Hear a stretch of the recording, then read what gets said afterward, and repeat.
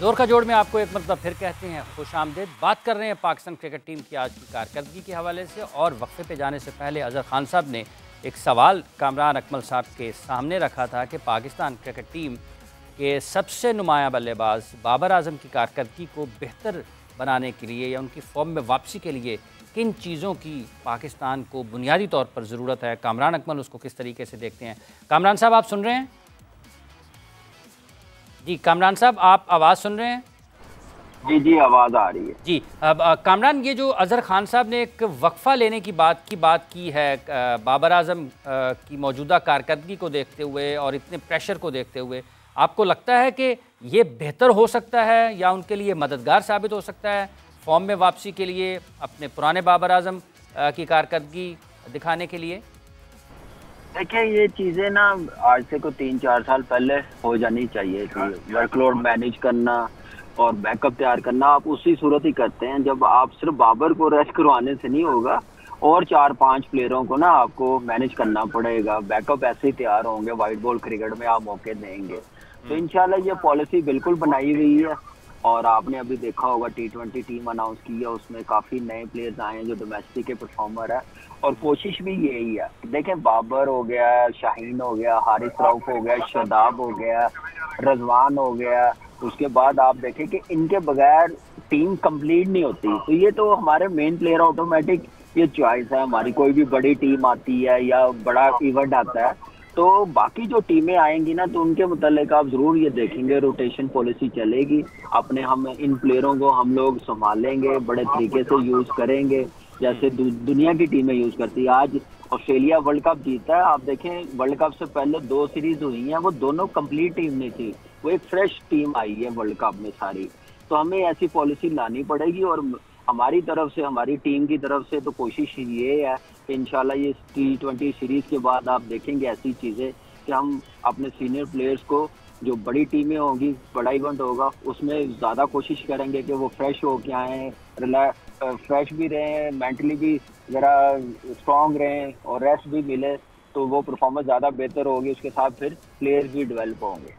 ठीक है, बहुत बहुत शुक्रिया कामरान, आपने अपना वक्त दिया और अपनी कीमती राय हमारे तक पहुंचाई।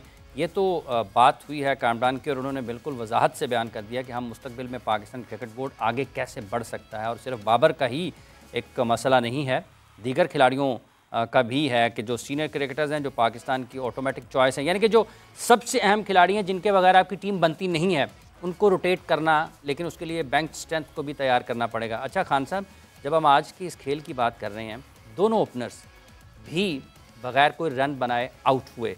शान मसूद अच्छा स्टार्ट, गेंद अच्छा बैट पे आ रहा है, टच में अच्छे हैं, लेकिन 30 को 60, 60 को 90, 90 को 120 में भी तो बदलना है ना। नहीं, अब तब जो दोनों ओपनर्स आउट हुए ना, अगर आप देखें तो ओपनर्स के लिए ना there is no doubt about that कि आपका पॉजिटिविटी आपके जहन में होनी चाहिए कि आप कितना बॉल को हिट करते हैं, कितना तेज़ खेलते हैं, कितने आपके जो रन ऑन बोर्ड हैं वो कितनी जल्दी होती हैं। मगर ओपनर्स का जो रोल है ना, टोटली डिफरेंट होता है जो नंबर 5 या नंबर 6 या नंबर 7 वाला होता है। आपको अपनी ऑफ स्टंप का पता होना चाहिए कि अगर नया गेंद है वो स्विंग भी होगा, सीम भी होगा, बाउंस भी होगा, उसमें पेस भी होगी। तो ऐसे मौक़ों पर आपका टेक्निकली स्ट्रांग होना जो है ना बहुत ज़रूरी है। आई थिंक जो अभी आपने अब्दुल्ला शफीक की बात की थी, अगर आप उसके आउट होने का मंजर देखें, अगर फुटेजेस देखें, तो वो उसकी टांग सीधी गई है, मगर बल्ला उसका बाहर निकला है। जब बल्ला बाहर निकला है ना, तो वो जो एंगल था ना स्टार्क का, वो मिडिल स्टंप से बाहर की तरफ निकला है, और उसने उसको थोड़ा सा एंगल बैट के साथ चेज किया, जो कि थर्ड स्लिप पे कैच हुआ। माई रीजनिंग इज दिस कि जो ओपनर है ना, वो तभी कामयाब होता है जब वो ऐसे बॉलों को वो छोड़ कर खेले, लेफ्ट करता है। एग्जैक्टली। और हाफिज साहब, आपका जो जॉब अच्छा खान साहब, कथा कलामी की माजरत चाहता हूँ, ये 2, 3, 4 बारियां ऐसे ही हो गई हैं कि ये बिल्कुल बाहर का बॉल उसको चेस करते हैं, ड्राइव करते हुए आउट हो रहे हैं। तो इसका मकसद क्या है? इसका मकसद यही है जो आपने बात की कि आप पिच ऑफ द बॉल पर जाकर उसको ड्राइव करना चाहते हैं। अगर एंगल बना है और एंगल जो है मिडिल स्टंप से बाहर है, तो आप में तो ये क्रिकेटिंग अवेयरनेस या इंटेलिजेंस या स्ट्रीट स्मार्ट होना चाहिए ना कि उस बॉल को आप छोड़ दें। जब आप छोड़ के खेलेंगे अच्छा, पॉन्टिंग तो इतनी बाहर वाली गेंद को बहुत लंबी टांग निकाल कर लेफ्ट करते थे। जी बिल्कुल। और ये सुनील गावस्कर अगर आप देखें कि वो जिस तरह बॉल को वो छोड़ते थे ना, वो कई कंडीशंस में, ऑस्ट्रेलिया की कंडीशन में पिछले गेंद को भी छोड़ देते क्योंकि उसमें बाउंस होता था।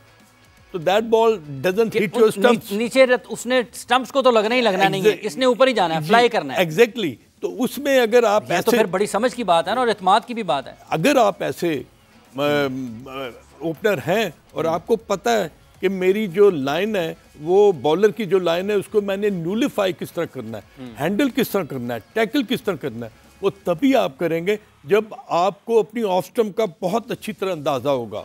If you keep on leaving the ball outside the off stump, आप यकीन कीजिएगा कि बॉलर फिर आपके जो स्ट्रॉन्गर जोन है ना, उस पर आकर फिर वो बॉल करेगा।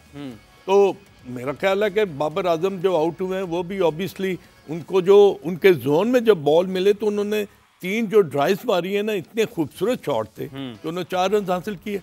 मगर जब ball with in the stumps pitch हुआ और अंदर की तरफ आया और वो LBW हुए, तो मेरा यही ख्याल है कि दोनों ओपनर्स के लिए बहुत ज़रूरी है कि they should know where their off stump is. Shan Masood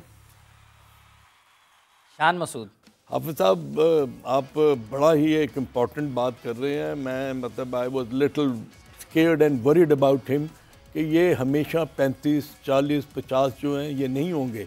sometime you are going to struggle to even आप 10 के अंदर भी आउट होंगे। Exactly 10 run. ये अभी ये वाले रन्स उस वक्त आपको काम आएंगे। यही होता है कि एक अच्छा प्लेयर जब अपने 20-25 कर लेता है ना, तो उसके बाद वो फिर बॉलर या ऑपोजिशन का कहता है कि भाई अब मेरा अच्छा ही बॉल आउट करेगा, तो मुझे वैसे आउट नहीं कर सकते।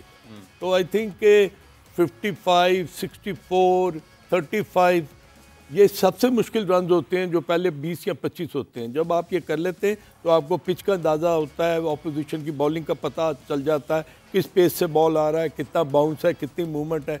तो फिर आप उसको ना लंबी इनिंग में लेके जाते हैं। ये मतलब जावेद मियांदाद ने बड़ा ज़बरदस्त कुछ बताया था कि अगर ऐसे मौक़ों पर आप आउट हो रहे हैं ना, तो अगर आप क्या करें, आप अपना 5 रन्स पर कॉन्सेंट्रेट करें, उसके बाद फिर लेग स्टंप ले लें, फिर 5 रन्स पर आप कॉन्सेंट्रेट करें, फिर लेग स्टंप ले। आपका माइंड ये नहीं होगा मैंने 30 कर लिया, मैंने 40 कर लिया, मैंने 50 कर लिया। रिफ्रेश करते रहे अपने आप को। एग्जैक्टली यही बड़े प्लेयर की मैं अभी आया हूँ फिर खेल रहा हूँ, अभी आया हूँ फिर खेल रहा हूँ। 5 रन के बाद मैंने फिर गार्ड ले लिया, अब मैंने 5 रन के लिए खेलना है। मैंने 50 के लिए नहीं खेलना, मैंने 40 के लिए नहीं खेलना, मैंने 5 रन करने हैं। जब आप इस तरह एक्यूमुलेट करते जाते हैं, 5 करेंगे तो आपका तो 100 हो गया। तो आपको पता भी नहीं चलेगा कि you have occupied the crease for such a period of time, और आप उसको बड़े उम्दा और बड़े आसान तरीके के साथ ना आप लंबी इनिंग्स की तरफ जा रहे हैं। इसका मतलब यह है कि शान को इस मौके से फ़ायदा उठाना चाहिए। आपको लगता है कि ये जो एक इंटेंट या पॉजिटिव या स्ट्राइक रेट वाली क्रिकेट है, वो कहीं ना कहीं हावी हो रही है उनके खेल के ऊपर, और एक ऐसे वक्त में कि जब वो 30, 35, 40 बड़ा अच्छा कर रहे हैं, तो वो उसी एक बहाव में है, बहे चले जा रहे हैं कि नहीं मैंने शॉट्स खेलते ही रहना है, शॉट्स खेलते ही रहना है। पिछले टेस्ट